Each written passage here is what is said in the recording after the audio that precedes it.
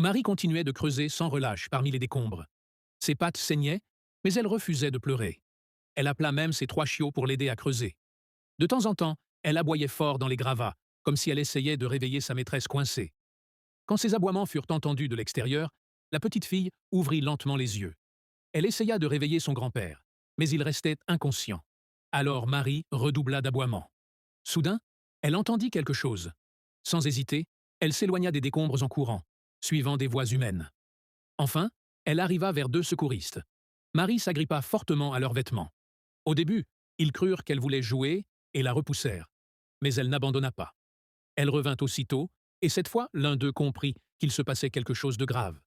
Il se pencha et lui demanda si sa maîtresse était coincée à l'intérieur. Le visage de Marie devint sérieux. Elle se retourna aussitôt et courut pour leur montrer le chemin.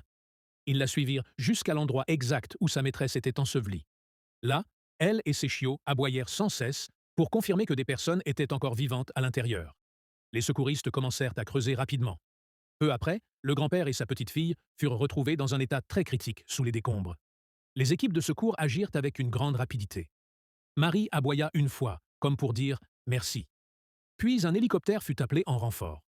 D'abord, on sortit le grand-père et on le plaça dans l'appareil. Quand vint le tour de la fillette, elle pleura et refusa de partir sans Marie.